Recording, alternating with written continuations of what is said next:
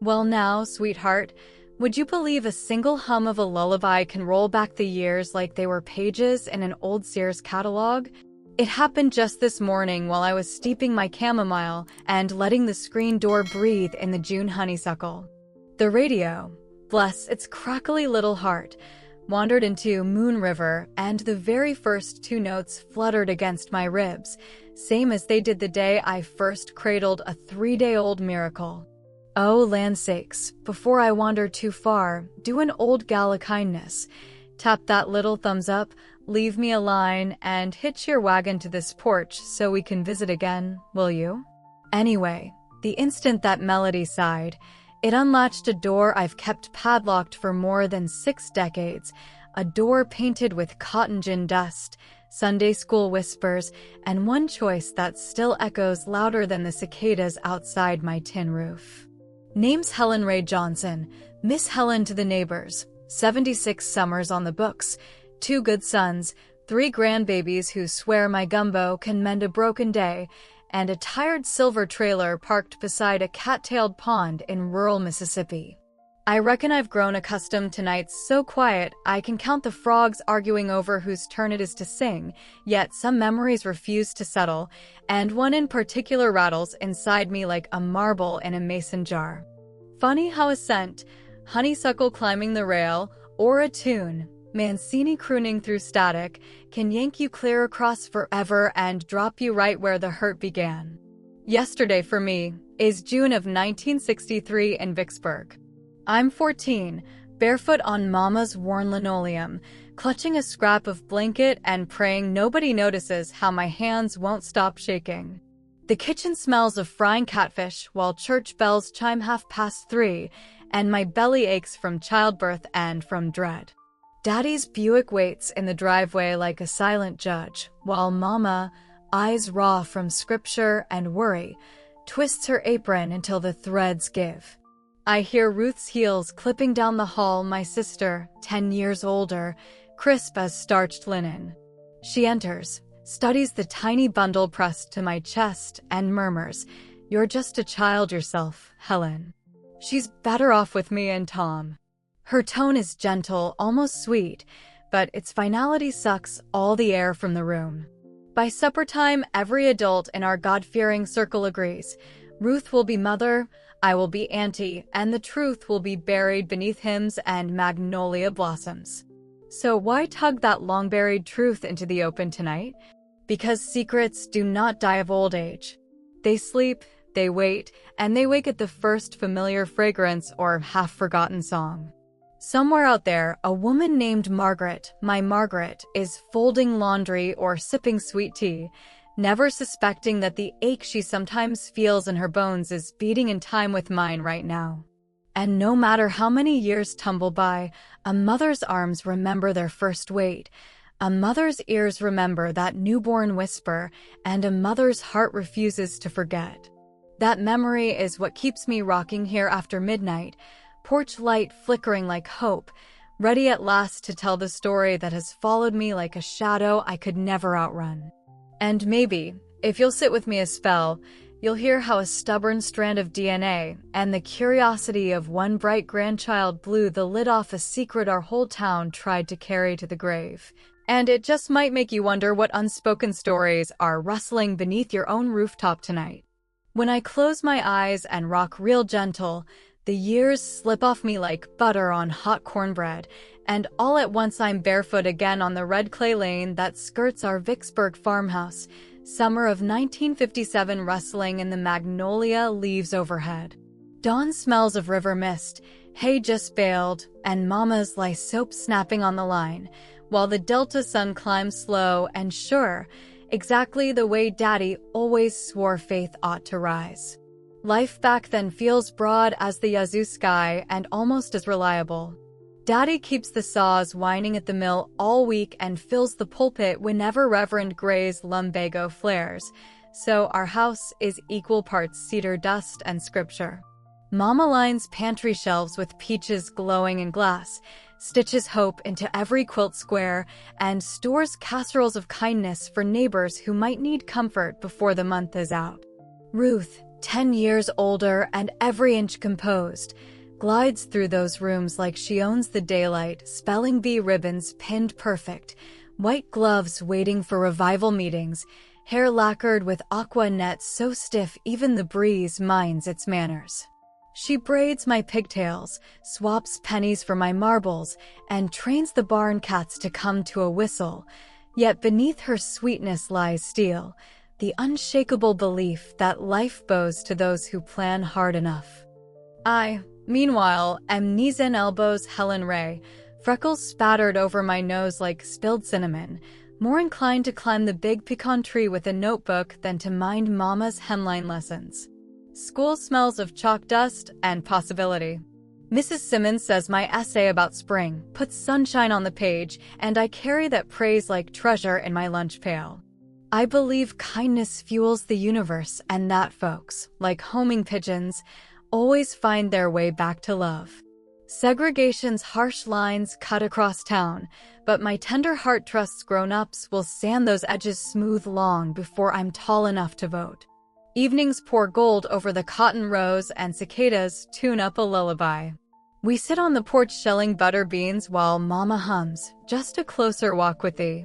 Daddy rubs the small of his back, gazes past the pecan grove, and says, "Girls, nothing grows without a season of waiting." I tuck that truth beside dreams of teaching second grade, publishing a slim book of poems, and maybe one day marrying a boy who respects library cards and sunsets. The future gleams like the new penny Ruth keeps in her Sunday clutch, bright, smooth, certain. Looking back, I can spot the tremors before the quake, Ruth's smile tightening when Mama brags on my stories, the hush that falls when Daddy mutters about lumber prices slipping, the uneasy note in Mama's lullabies after a neighbor girl goes north to help an aunt, and returns slimmer but silent. Yet at 13-14 come January, I am lighter than dandelion fluff, sure tomorrow will unfold neat as church bulletins stacked on polished oak. I have not learned that a single hidden choice, whispered behind parlor curtains, can snap a family tree like dry kindling. If I could tap that young girl on the shoulder, I'd tell her to pack more courage than lace, because storms seldom give warning shots. But in that moment, fireflies stitching light into velvet dusk, the record player warbling Patsy Cline, Ruth laughing softly at Daddy's harmless joke. I am only Helen Ray, ankles dusted red, heart full of sky blue certainties, convinced goodness is sturdy, families unbreakable, and promises made in sunlight will hold fast when night comes calling.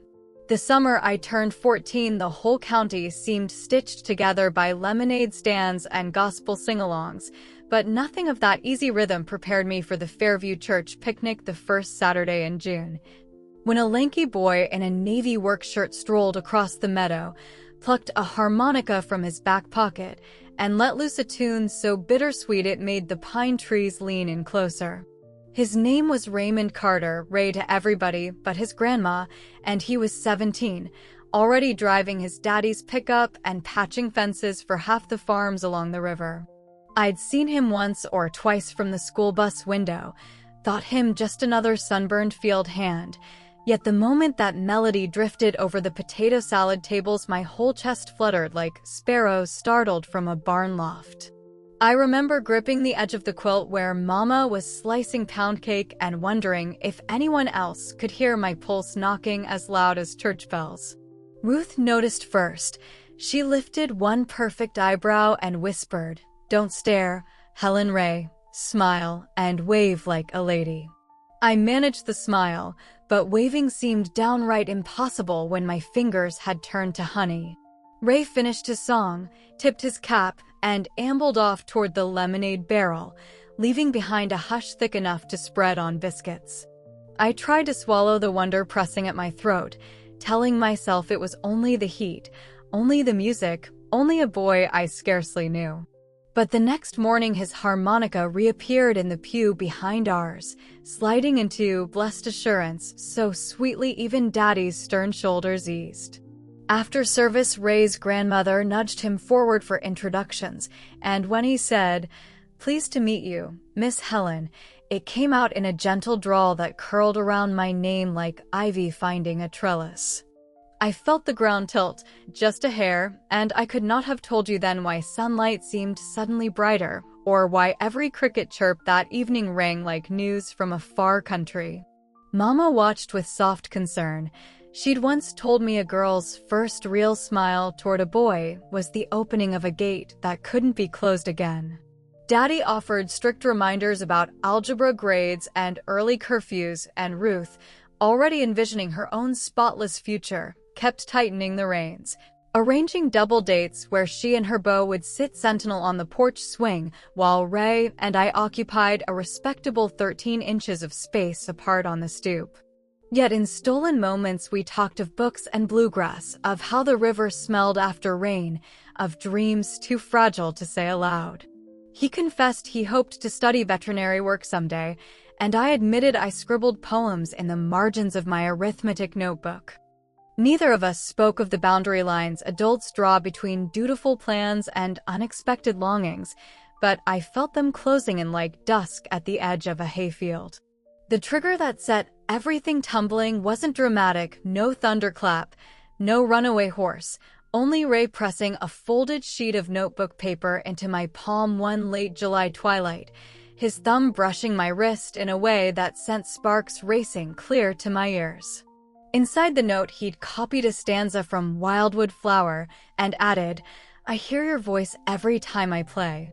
My heart galloped so fast I feared Mama could hear it through the screen door, and though I couldn't explain the rush of warmth spiraling through me, I knew life had shifted. From that night forward, every chore, snapping beans, patching seams, hauling water, seemed merely the pause between thoughts of Ray's gentle grin and the promise humming in his harmonica. I did not grasp how swiftly innocent music can crescendo into choices heavier than hymnals, but a quiet certainty settled in. Something sacred and unstoppable had entered my story, and it would write its own verses whether or not the world approved. The trouble set in quiet, as do the way dawn troubles night, and at first I mistook it for nerves or too many hush-hush chores, but by late September the signs stacked up like unpicked cotton, and I could no longer tuck them beneath my pillow. My dresses tightened across the waist, mornings left me leaning over the wash basin, and every sweet note Ray coaxed from that harmonica made my ribs ache with a secret I didn't yet name. Daddy noticed the pallor and prescribed liver pills. Mama dabbed my forehead with witch hazel, and Ruth's eyes narrowed, sharp as scissors glinting in lamplight. Then came the Wednesday my homeroom skirt refused its button. I felt the pop like a gunshot and knew the gates of childhood had slammed shut behind me. Panic skittered through my chest. How could kindness repair a world where a single hidden flutter now ruled every breath? I did not breathe a word to Ray, though his gaze searched mine after church, worried, tender, unknowing. One afternoon, while cicadas screamed overhead, Ruth cornered me in the laundry shed, her voice a hiss. "Helen Ray, are you in trouble?" The question struck like sleet. I stammered, tried to laugh it off, but her palm closed around my wrist, and we both felt the tremor under my skin. She marched me to Mama. Mama sent for Daddy, and by sundown the three of them formed a tribunal at the kitchen table, hymnals stacked like law books between us. Daddy's jaw worked as he asked how far things had gone. Mama's tears slid soundless into her apron. Ruth stood behind them, arms crossed, verdict already written in those ice blue eyes. I could not lift my chin high enough to reach their disappointment. The phrase misstep dropped from Daddy's lips like a gavel, followed by shame and churchboard. I whispered that Ray cared for me, that we meant no harm, but my words tangled in the starch of their expectations. Mama tried for gentleness. "Child, you're barely 14, yet even her softness pressed heavy as a millstone." They forbade me to see Ray, forbade me to leave the house except for school, and sent Ruth to change my class schedule so our paths would never cross. I lay awake that night counting ceiling cracks, wondering if a heart could split in two without a sound. Days blurred into a lonely march of nausea and fear. At school, hallway whispers flared. Somebody's cousin had read the signs, and teachers eyed me with pity trimmed in judgment. I learned to keep my gaze on the chalkboard, to fold my palms over the new curve of my belly, to swallow any dream that dared bob up like a cork. Only one friend, shy Carol and from geometry, slipped me ginger candies and soft words. "It'll be all right someday, Helen." Her kindness was a single candle against a cavern, but I clung to that glow. Ray, meanwhile, left letters inside library books, scraps of apology, promises of work, talk of running north where no one knew us. But each note reached me after Ruth had already slit it open, red inked return to sender, and burned it in the stove. Daddy caught him waiting outside the gate one twilight and drove him off with a gravelly warning I could hear clear through the window pane. The next week, rumor said Ray enlisted early, chasing a paycheck and distance from scandal, and the hollowness inside me yawned wider than the river in flood. I spent Sundays in the back pew, the child inside me fluttering like a trapped bird while Reverend Gray spoke of mercy every soul could claim, but never pointed my way. I wanted to believe goodness still had room for mistakes, yet shame clung sticky as kudzu, and each dawn brought the same wrenching question. If my own kin saw me as a stain, how could the world ever see the baby I carried as a blessing? No answer came, only Ruth's footsteps pacing outside my door and Mama's muffled sobs into her pillow. In that stifling dusk of secrets, I first felt the tug-of-war between protecting my child and obeying the family that raised me, a dilemma that rooted so deep it would stretch across 6 decades and shape every breath I took from then on. I can still taste the tin of the hospital elevator rail the moment my world cracked, December 15th, 1963, dawn barely lifting its pale head over Vicksburg Memorial, the air smelling of antiseptic and wet wool coats. Mama stood stiff beside the rolling bassinet while the nurse checked tags, papers shuffling like dry leaves. Daddy hovered by the window, knuckles white against the sill, quoting under his breath that all things work together for good, though his eyes never left the parking lot where Ruth's DeSoto idled with the engine purring. My body ached 14 and stitched, milk rising, heart hammering, yet the real pain was Ruth's perfume drifting in, gardenia and iron, as she swept through the double doors in a smart blue suit, smile fixed like fine china. Time stopped. I heard the lobby clock tick twice, then nothing, as if creation itself waited. Ruth bent over the bassinet, cooing, "There's my little angel," and in that single breath possession shifted. Everyone felt it, the way a storm front fills a room before the first thunderclap. I whispered, "Ruth, please, she's mine," but the words came out small, lost in the hiss of steam from the radiators. She straightened, eyes steady, and said for all to hear, "Helen, you'll finish school. Tom, and I will give her everything." Daddy cleared his throat, a verdict.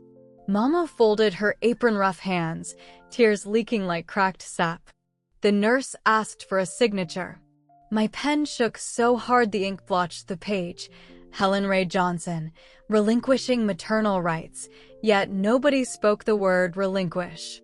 They called it temporary guardianship, family solution, God's provision, wrapping surrender in ribbons of righteousness.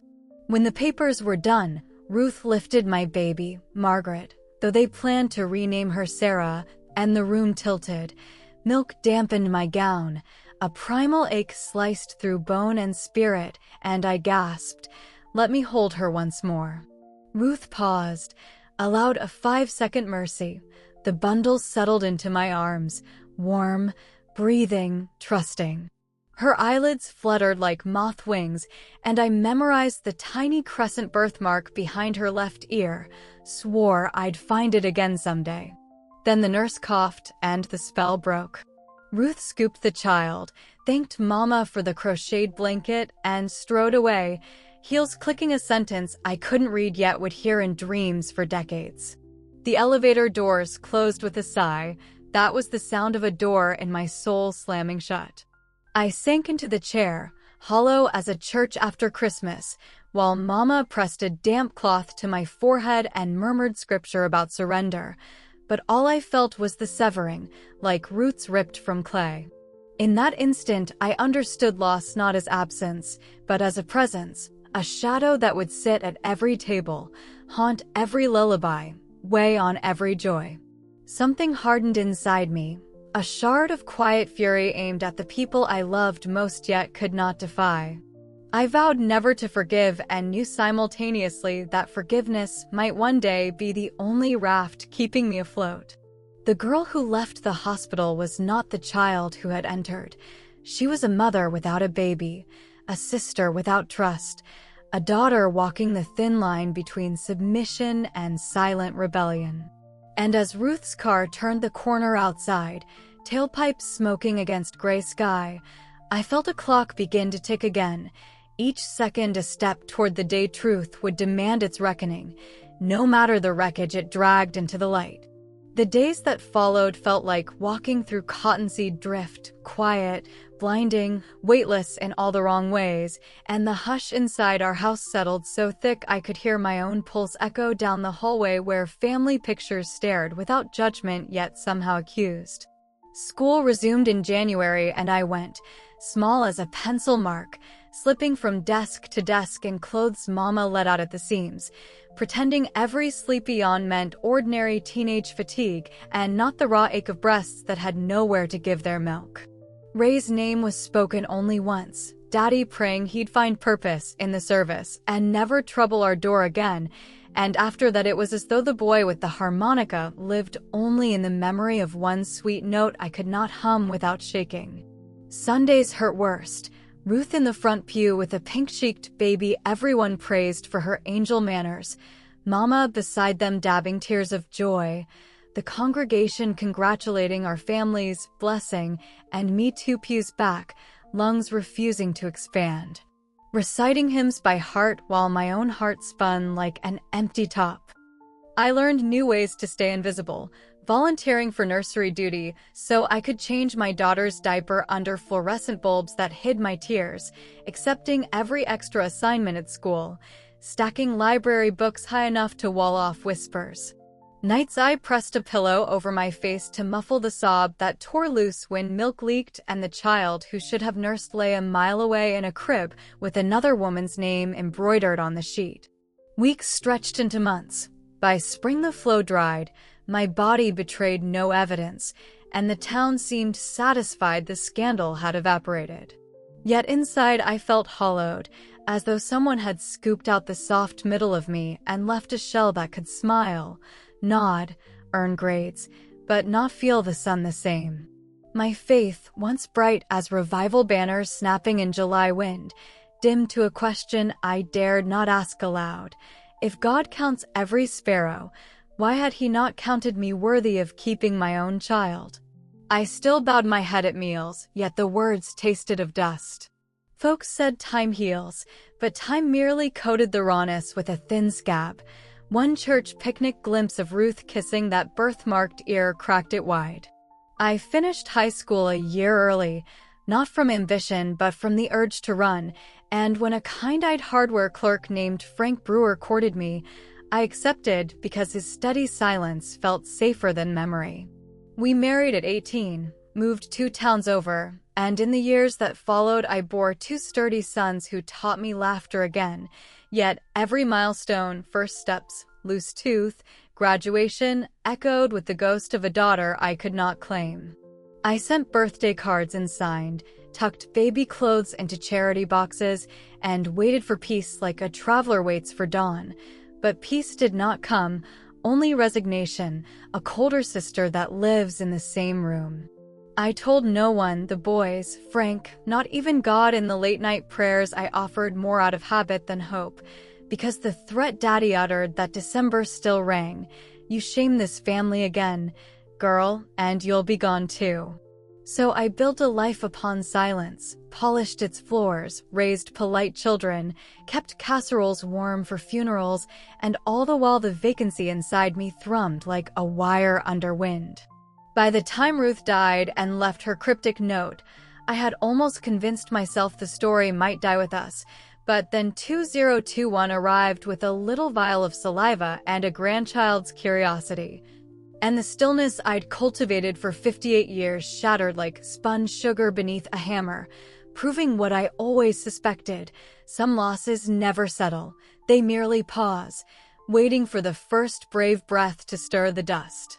The afternoon Ruth's funeral ended, I wandered back to her tidy bedroom and found a small cedar box perched on the dresser, one I'd never noticed in all those Sunday visits and holiday dinners.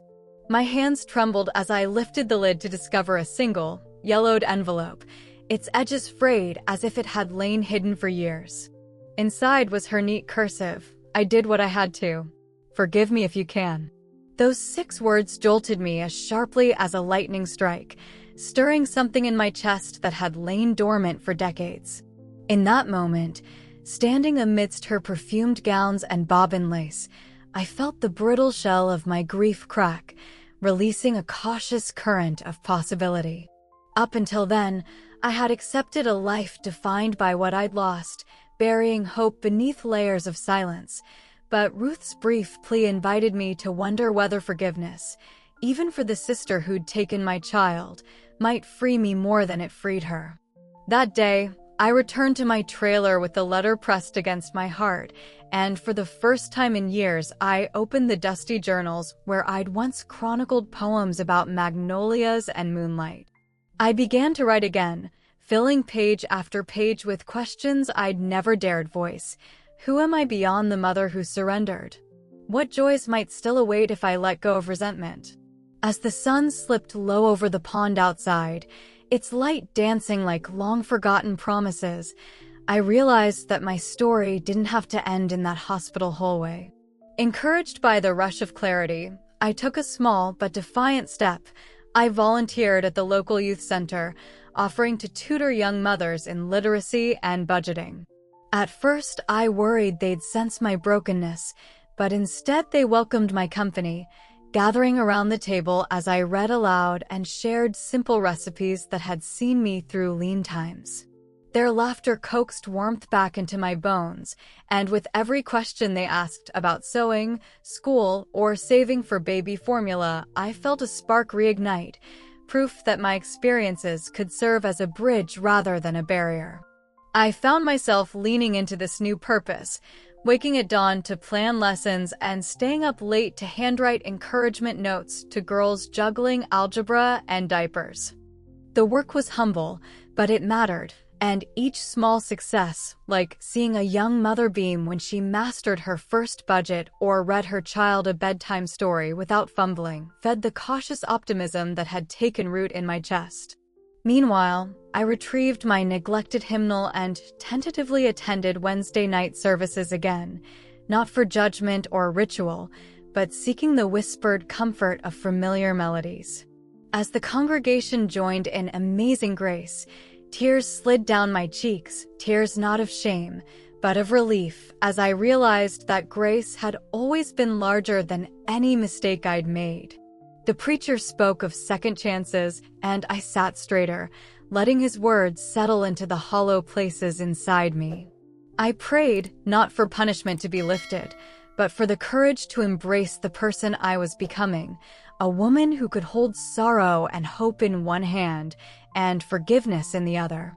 Before long, the pond by my trailer echoed not with the loneliness of nights past, but with the quiet satisfaction of work redeemed. I planted a small garden of zinnias and marigolds, tending it as diligently as I had tutored those young mothers, each bloom reminding me how life can flourish again after harsh winters.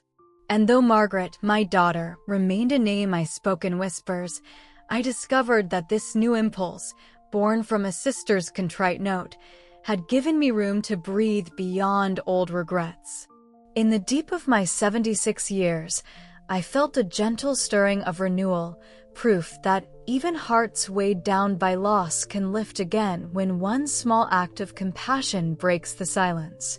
I stood on the edge of that old wooden dock behind my trailer one evening in early spring, the pink and lavender sky shifting like a promise, and in that moment I felt every heavy year I'd carried pressed down on my shoulders one last time, so I could lift them anew. For 60 years, I'd lived with a wound that throbbed beneath my ribs, the secret of Margaret in Ruth's arms, the fear that my own blood might slip through my grasp as easily as water through cupped hands. And I'd grown so accustomed to that ache I forgot what it felt like to breathe without it. But on this particular evening, as the pond mirrored the cotton candy clouds and the catfish glided silent beneath the surface, I realized my heart no longer needed to be anchored in sorrow. I reached into the pocket of my favorite cardigan, pulled out the tattered hospital bracelet I'd kept hidden all those decades, thin, yellowed, inscribed with illegible numbers, and held it tight until the leather of my skin warmed its cold metal. In that small, trembling clasp I saw every tear I'd swallowed, every prayer I'd whispered in the dark, every stolen glance at Ruth's picture-perfect family in the local paper, and I understood I had a choice: to let that bracelet remain a chain, binding me to a past of regret, or to drop it into the pond and watch it sink, freeing me from the burden I'd long mistaken for penance. My breath hitched, tears blurred the water's surface, but I straightened my spine, lifted my arm, and let it fall. The bracelet arced through the air and vanished beneath ripples that spread outward like soft forgiveness. I closed my eyes and felt the wind carry away the years of guilt that had lodged in my bones. When I opened my eyes, I noticed how the stars began to wink awake and how a lone bullfrog's croak sounded more like a celebration than a lament. In that breath, I made my confession, not to any preacher or relative, but to myself. I forgive you, Helen Ray Johnson, for every silent moment you blamed on weakness rather than love. Saying those words out loud felt like unclenching a fist that had held despair too tightly. I acknowledged that my past had happened, that I could not erase the day I let my baby go, but that I did not have to be defined by it any longer. Instead, I chose to embrace the wisdom gleaned from decades of heartache and to let it guide me as a beacon rather than a shackle. In the days that followed, I moved with a newfound lightness. I cleared a shelf in the kitchen for fresh mason jars of honey and lavender. They smelled like hope, after all, and I began writing letters to Margaret, though I could not yet send them. Each letter held the simple truths I'd long buried: that I loved her from the moment I heard her first cry, that I carried her spirit in every lullaby I hummed, that I regretted every moment I stayed silent. Packing those letters into a box felt like dredging sunlight from a dark well, and once they were all nestled inside, I taped it shut with deliberate care. Then I placed the box on the seat of my old pickup, ready for the day when I would finally drive to Knoxville and hand it to her in person if she would let me. That night, I knelt by my bedside, not in sorrow but in gratitude for the resilience that kept me standing when I wanted to crumble, for the second chance at peace that began the moment I released that bracelet, and for the sisterly love and forgiveness I could now offer, even first to myself. As I blew out the candle on my nightstand, I felt a warmth settle in my chest that was not cold resignation, but a quiet conviction. I had accepted my past, claimed my story, and chosen to live the rest of my days unburdened by shame. And though the road ahead would still carry shadows, I now knew how to step into the light. I have lived long enough now to look back over the decades and see two very different landscapes painted on either side of my life. The first marked by secrets and silence, the second by small acts of courage and compassion. When I was young, I believed hiding away my pain kept it safe from prying eyes, as though shame could be locked in an attic and forgotten. I thought that by swallowing my sorrow I honored my family's reputation and protected the world from scandal. But what I have learned, in the soft light of these Mississippi mornings, is that secrets do not stay buried, they only grow darker in the shade, until they consume the life that gave them birth. Now, after a lifetime of doing what I was told was best, I see clearly that the true measure of strength lies not in obedience or silence, but in the willingness to speak one's truth, especially when it trembles. I understand, too, That forgiveness is not a gift you give for someone else's sake, but a gift you give yourself so that you can finally step out of the shadow and feel the warmth of your own heart again. It took me 76 years to unclasp the bracelet of guilt and let it sink to the bottom of the pond, and in that moment I felt a tenderness blossom in my chest, the kind of tenderness that nourishes hope and lights a path through the pain. I learned that love is not about possession or perfection, but about embracing the messy, imperfect beauty of our shared humanity. I discovered that even the smallest gesture, dropping a note of encouragement in a young mother's hand, planting a single marigold by the doorstep, writing a letter to the daughter I yearned to hold, can set ripples of healing in motion. And I came to see that life's richest wisdom is born in the pause between what we lose and what we choose to become. If you find yourself waiting for permission, for reconciliation, for a sign that the time is right, take it from an old woman who knows the weight of waiting too long. Your tomorrow may never arrive if you do not claim it today. There will always be reasons to stay quiet. Fear of judgment, loyalty to old promises, the ache of memories that sting like salt in a wound. But the hardest truth I carry now is that silence is the heaviest burden of all. So I urge you, wherever you are, to unburden your soul while you still have days ahead to walk in the light of honesty. Speak the words that tremble on your tongue. Forgive the debts that bind you. Reach out the hand that trembles with hope. And remember that the heart is remarkable in its capacity to heal, as long as we do not let our past define our future. Perhaps, like me, you will learn that our greatest losses can open the door to our truest selves, and that the courage to step through that door at any age is the most precious gift we can offer ourselves and one another. Well now, dear friend, here we stand at the edge of the story, you and I can't help but feel the soft tremor of memory settling around us like evening mist. I've shared with you the laughter and the tears, the hush of secrets held too long, the tremor of hope finding voice again, and what I want you to carry with you as the screen fades to black is that this tale isn't locked in the dusty pages of 1963.